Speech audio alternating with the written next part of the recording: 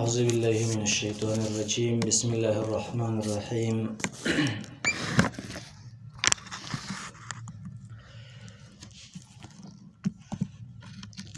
پنځه دیرشم درس دی د سیرت د رسول الله صلی الله علیه وسلم. مخکې درس کې دا مسله بیان شوه چې اخلاق د رسول الله صلی الله علیه وسلم د ماشومتوب نه څرنګه وو.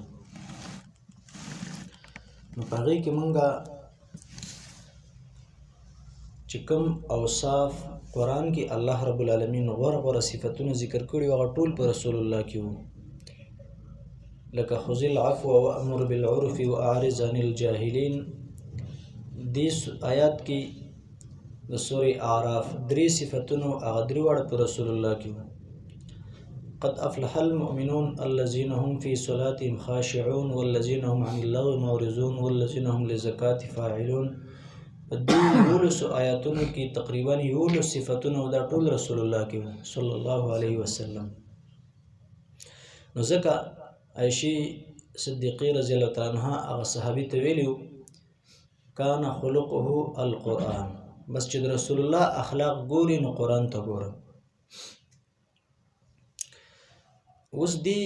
دوران کې یو دوه داسې واقعات دي، یو دوه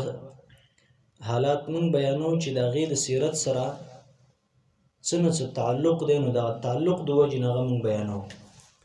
یو حرب الفجار، د فجار د جنگ واقعه. اوس د فجار څه معنا ده؟ فجار او فاجر نافرمانه ته ویلی شي. نو دې جنگ ته جنگ ځکه ویلی کېږي چې دا د عزتمندو میاشتو کې دا جنگ شوی. نو دا عزتمندو میاشتو د هغې نافرماني شوي، نو ځکه به یې دې جنگ ته څه وی؟ حرب الفجار. واقعه څرنګه وه؟ لکه څرنګه چې د اشهر الحرم 4 میاشتې د عزت دا 3 یو ځای دي، ذوالقعده، ذوالحجه او محرم، او بله چې کوم دا رجب ده. د دې 4 میاشتو عزت مخکینو دینونو کې مو او اوس هم دا باقي پاتې دی. لکه دا د ابراهیم علیه السلام نه تقریبا قریشو ته دا سلسله پاتې شوي وه، نو هغوی به په هغې باندې څه کوو؟ ډېر داسې شیانو په هغې باندې به هغوی عمل کوو. او یو پکې څه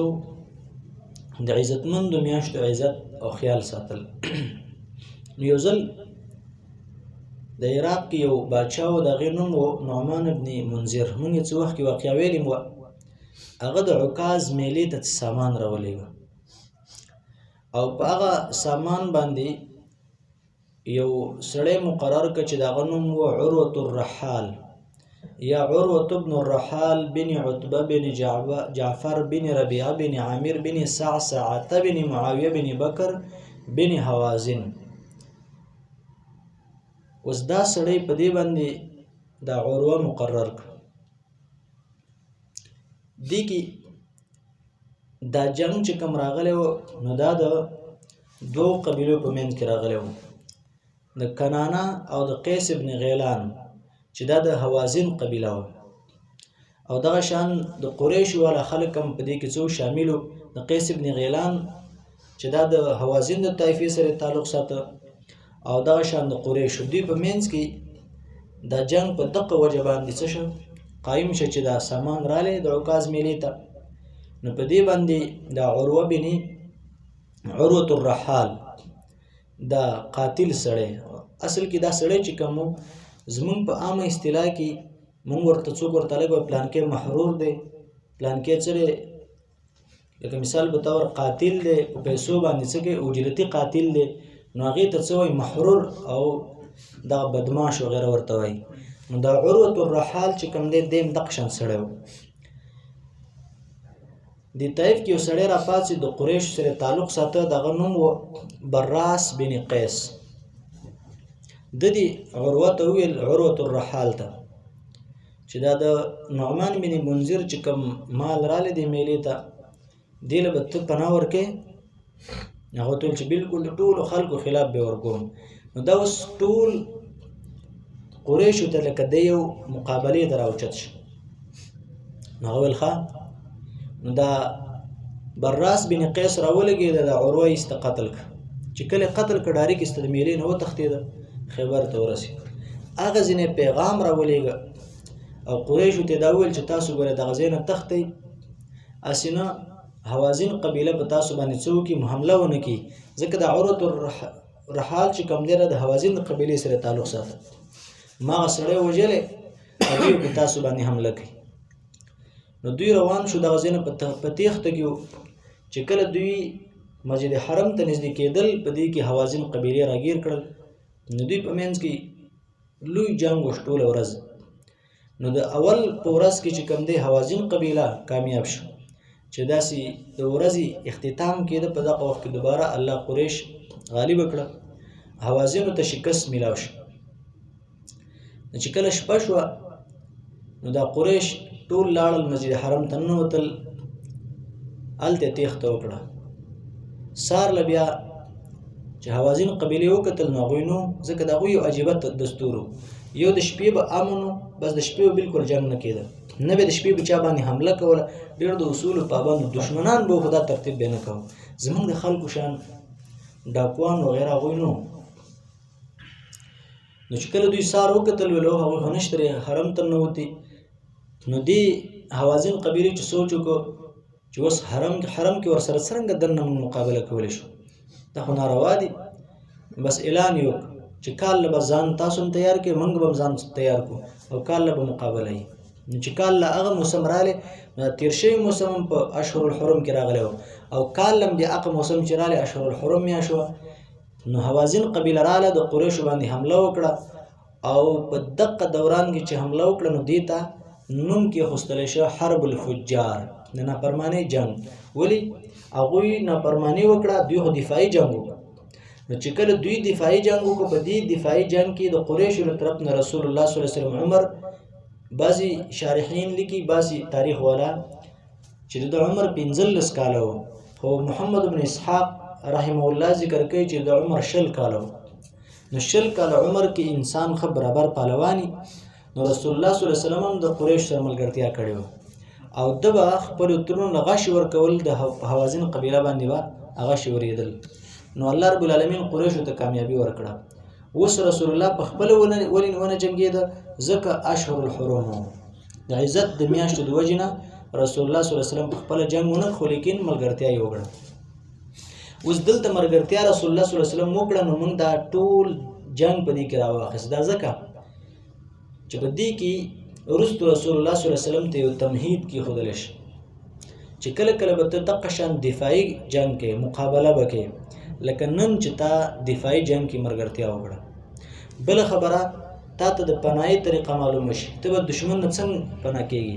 تا ته دفاع طریقه معلومه شي دغه شان ته څه کې حمله کې نو څرنګه حمله به کوې او تا ته ترتیب معلوم شي چې ته دې د وجې نه الله رب العالمین رسول الله صلی الله علیه وسلم په دنیا کې قابل کمانډر جوړ کړو چې اوس کم خلق دي نو دې آیات نه هغوی د کمانډوز چې کوم دغه ورکوي تربیت نو اذ تسعدون ولا تلون علی احد والرسول يدعوكم في اخراكم دغه او بل یو آیات دی سورې آل عمران کې وایي کله چې سار وخت وایذ غدوت من اهلک تبوئ المؤمنین مقاعد للقتال د دې نه هغوی څه کوي هغې نه ترتیب برابرې سار وختي به اوسي څرنګه به اوسي مورچه به څنګه جوړې کمین به څرنګه نیسي دا ټول ترتیب د هغې نه جوړې نو دا جنګ په دغه ترتیب باندې وشو په دې کې بیا بعضې روایاتو کې راځي چې د بنو کنانه یو مشر حرب بن امیه دې دواړو ډلو ته راووته میدان ته د صلح دعوت یې ورته ورکړ او دا یې ورته وویل چې تاسو هسې قمقل یئ ځکه دی مشر و نو د حوازن د قبیلې مشر راته په بره پیړو کې او د دې نورو هم څه او د قریشو مشر و نو دواړو ته ویل چې تاسو کښېنئ خپل ځان تباه کوئ دواړه عرب یئ د یو علاقې خلک یئ او د بار خلک ستاسو تماشه کوي هغه عراق په سامان باندې تاسو یو بل وژنئ تاسو هېڅ ترتیب وکړئ راځئ دا مړي به وګورو چې د چا زیات مړي شوي دي هغوی له به دیت ورکړو هغوی بس ټیک شو بس په دغه ترتیب باندې دوی څه وکړو هغه جنګ یې ختم کړ او د جنگ د ختمېدو سره سره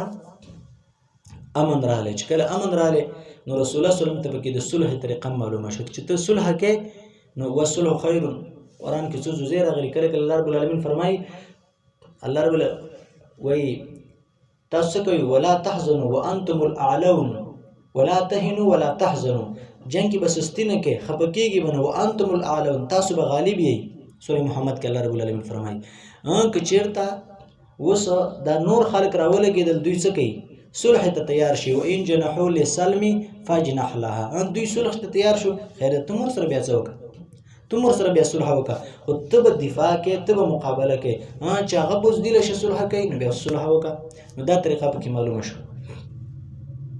دې کې بلې واقعه د رسول الله صلی الله علیه وسلم د نبوت نه بلې راغلی حلف الفضول بهترین قسم حلف قسم ته ویلی شي او فضول د فاضل نه دی غوره قسم یا دې ته حلف الفضول ځکه ویل کېده چې دې کې څلور واړو کسانو چې کوم قسمونه کړي وو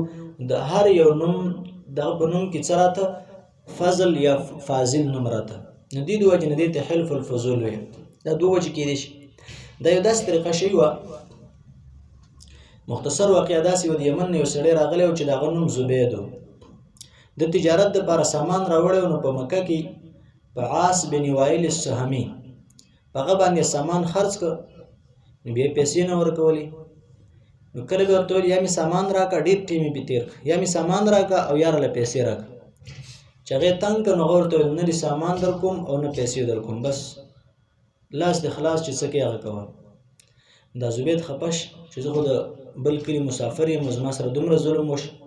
نو دې لاړه په یو څو قبیلو باندې وګرځېد بعضې وایي چې د عبدالدار ته ورغلی بني مخزوم ته ورغلی دا د ابوجهل قبیلې وې دواړه د هغوی نه امداد وغوښته دا شان جمح قبیله سهم قبیله عادي قبیلې ته ورغلی دې ټولو ته یې ویل چې زما سه امداد وکړئ دغه شان ته عاص بن وائل زما نه څه نیولی سامان نه پیسې راکړي او نه سامان راکړي نو هغوی بیچ پر ونه ساتلی چې مسافر دی خپل کار وکړي بعضو روایتو کې راځي چې دی د ابو قبیس غر ته وخته څه اشعار یې ویل خو به زه وروسته ویم بعضې وایي چې د قریشو دارالندوې ته لاړې دارالندوې قصه موږ مخکې کړې وه کوم چې بنو کلاب مشر چې کوم هغه جوړه کړې وه قصی بن کلاب نو چې کله هلته راغلی هغوی ته ویل چې د دارالندوې وروته چې زما امداد وکړي که تاسو امداد نه کوئ زه به داسې اشعار ویم چې ستاسو د قریشو کوم رعب دی کوم دبدبه ده کوم شرافت دی اصل کې هغه عزت او شرافت به ستاسو خراب شي نو هغوی بیا هم څه پروا ونه ساتله نو د ابو قبیس غر ته وخته او دا اشعار یې ویل یا آل قریش لمظلوم بضاعته ببطن مکة نائی الدار والنفر ومحرم أشعث لم يقضي عمرته يا للرجال وبين الحجر والحجر إن الحرام لمن تمت كرامته ولا حرام لصوب الفاجر الغدر دا أشعار يقول يا آل قريش لمظلوم بضاعته اے د قریشو خلکو د یو مظلوم سړي سامان په مکه کې نیول شوی ببطن مکه ته نائی الدار والنفر مطلب په مکه کې سامان نیول شوی چې هغه څه دی چې د هغه کور او د هغه قبر چې کوم دی هغه څه دی ډېر لرې دی دلته نشته ومحرم اشعث لم يقضي عمرته داسې محرم سړی دی چې کلاو یختو والا دی مطلب یختې لا نه دي کټ کړي ځکه لم یقضي عمرته خپل عمرې نه ده کړې چې عمرې نه یې کړي نو بس یختې نه دي کټ کړي یا للرجال وبین الحجر والحجر و ای خلکو ای سړو دا خو لا د حتیم او د حجر اسود ترمنځ ولاړ دی ځینې وتلی هم نه دی تاسو سره داسې دوکې وکړي بیا ورته څه وایي ان الحرام لمن تمت کرامته عزت خو خلکو ته حاصل دی چې د هغوی عزت او شرافت پوره وي تمت کرامته ولا حرام لصوب الفاجر الغدر د فاجری د نافرمانې کپړې او د غدارې کپړې دپاره د سره عزت نشته مطلب څه ای قریشو تاسو ناکاره او غداره څه شی کپړه یې نو چې کله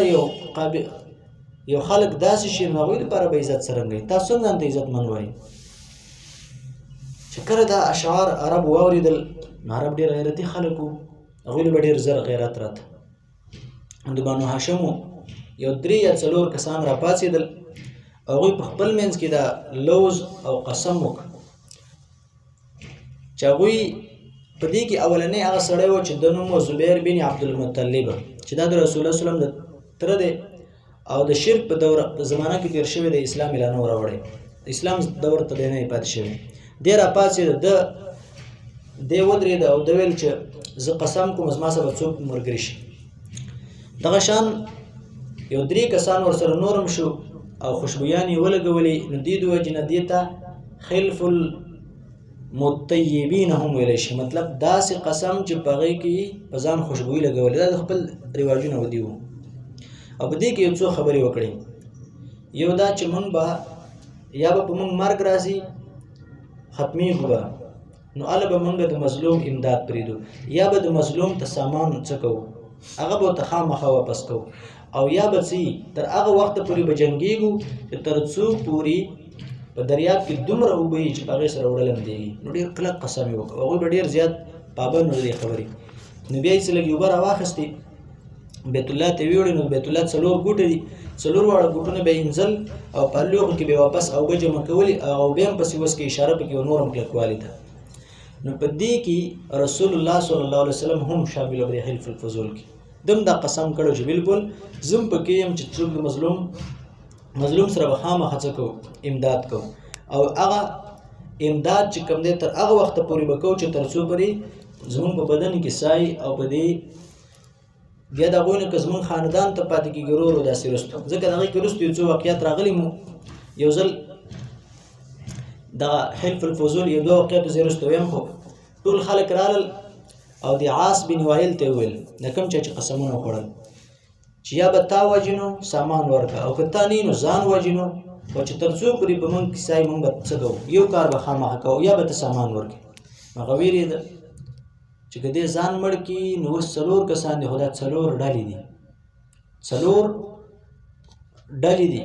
او 4 قبیلې چې بیا په وروسته په ما باندې راځي دي 4 ونه بدل به زما نه اخلي نو کېدای چې زما خاندان کې څوک پاتې نه شي نو سامان یې ورله ورکړه هغې نه بعد بیا رسول الله وسلم چې کله د نبوت نه بعد هم دا خبر راله ویل که اوس هم چېرته خلف الفضول ته ما څوک راوغواړي نو زه به خامخا هغې ته څه کم شاملېږم اوس به م هغې کې زه شاملېږم ځکه دې کې د یتیم د کونډې وغیره ډېر زیات څه امدادو په دې کې د تقریبا چې د رسول الله صلی الله علیه وسلم نوسې د رسول الله صلی الله علیه وسلم زوی هغه سره یو مسله راغلې وه نو هغه نه چا مال ایثار کړی و د سیدنا حسین رضی الله تقریبا دغه نه چا مال ایثار کړی و نو هغه دا خبره کړې و هغه هم دا قسم کړی و چې که تاسو ما ته د خپل سامان نه راکوئ نو زه به څه کوم لأدعون خلف الفضول زه چې کوم د حلف الفضول والا کوم خلک دی هغه ټولو ته به زه چیغه وم هغه به خامخا دې ته راشي نو بیا چې کوم کسان په دې کې وو عبدالله ابن زبیر رضی الله تعالی عنه دغه شان د نور کوم کسانو او ټولو دا کړول که دا اواز موږ ته رسېدلی موږ به خامخا راغلي وي ځکه د هغوی په نوسو کې بیا پاتې شوي په زامنو کې وو او ټول ویل چې هغه زمونږ د هغوی اولاد یې موږ دغه کې څه کوو شمولیت کوو او دا قسم په کوم ځای کې شوی و د عبدالله بن جدعان دغه په کور کې دا شوی و د عبدالله بن جدعان ډېر مالداره سړی و دا په څه مالداره شوی و د د مالدارۍ ډېره زیاته عجیبه واقعه وه دی داسې مالداره شوی و دی بیا مشر هم ګرځېدلی و د خلکو د قبیلې چې دی ډېر انتهایي غریب و او دومره غریب و چې د ډېر غربت د لاسه خلکو قرضدارو دی تنګ خلکو به مو ته پیغور کو پلار او دا شان نور ورونو هېچ چا ته میراث نه ورکړی ځکه چې دی ګټي نه او تاوانونه کوي نو ده په ځان ډېر قرضونه راړولي وو اخر کې دی تنګ شي چې ځم یو ځنګل ته نو یا به مې ماران لړمان وخوري او یا به خودکشي وکړم خو بس کار چې چلي خو بس د قرضونه تنګ شوم دا د خلاصېدو نه دي ځان وجنم چې دی کله لاړی نو یو غار ته لاړم چې غار ته دی ورننوته نو چې بس دې غار کې کینم کېدای شي څه مار یا څه شی راشي ما به وخوري بس دنیا نه به ایسته ختم شم او دا د ابوبکر صدیق رضی الله عنه تره کېږي دا سړی تره یې و د عایشې رضی الله د پلار تره و نو دا عبدالله ابن جدعان چې هغه غار ته ورننوته نو چې دې غار کې وکتل نو په هغې کې یو تک سور مار دی سرې سترګې دي دوی ویل چې بس همدا به اوس ما کار وشو دی به اوس راشي ما به وخوري بس د مخ دنیا نه به ورک شم ایسته نو هغې ته لږ ساعت انتظار وکړه، هغې څه حرکت ونه دې پسې ورخواشه چې بس راشه اوس ما دې دنیا نه ایسته ورک. بیا اخر کې ورته ښکاري چې یا ده دی دا مار او یا چا وژلی دی. نو چې ده ورته څنګه لاس ولګول نو هغه مار د سونې نه چا جوړ کړی و، سونه وه، هغه سونې سترګې ولې جوړې کړې وې او ټول دغه خو دا سترګې ځکه سرې وي چې سونه ډېره برابره جوړه شوې وه او دلته نور دغه ته مخامخ ورڼا ته، نو هغې به سور پړق کاوه. نو د خلکو به دا ګمان کاوه چې دا مار دومره غوسه دی چې سترګې سرې شوي، داسې ترتیب سره. دی ورننوته ویل چې اوهو، نو هغې زر زر راټول کړه، رامات یې کړه، رایوځای کړه چې ما سره خلک ونیني. چې بیا غار ته دننه ورننوته نو په هغې کې د یو سړي قبر و، حارث بن مزاز، او د هغه سړی و چې د خپلو خلکو نه غیب شوی و، هغوی ته پته نه لګېده چې کوم خوا تللی یم، د هغه قبر هم پکې دلته و. دغه شانته د جرهم د قبیلې د نورو بادشاهانو قبرونه پکې وو. نو دی ورغلی چې وایي کتل د هغې نه، هغې ته خپلې تختې لګېدلې وې، په هغې باندې د هغوی د وفات تاریخ، د هغوی د بادشاهۍ تاریخ، هر څه پکې لیکلي وو. هغې وکتل، نو چې بیا یې لاندې وکتل د هغې سره لږ دا ځایونه یې راکولاو کړه، نو هلته ډېر زیات سره او سپین پراته وو. خو دا مار یې ورته دې دپاره و چې دې خوا ته څوک راځي نه، ځکه د پخوا د کفارو د هندوانو هم دا ترتیب و، هغوی چې کله د یو ځای نه تللي دي نو هلته یو داسې نښه پرېښې ده چې لکه مثال په طور هغه نښې د وجې نه خلک هغې ځای ته څه کوي، سوچ او فکر نه کوي، اگر چې اوس ماحول لږ بدل شوي، خو د هغې د وجې نه خلک اجتناب کوي دغه ځای نه. نو دوی هم داسې کار کړی و. نو دی داسې کار وکړو چې دی ځان سره ډېر چاندي او سره یو شی بل شی راواخیستل، هغه مار یې هم راواخیسته، او د هغې نه علاوه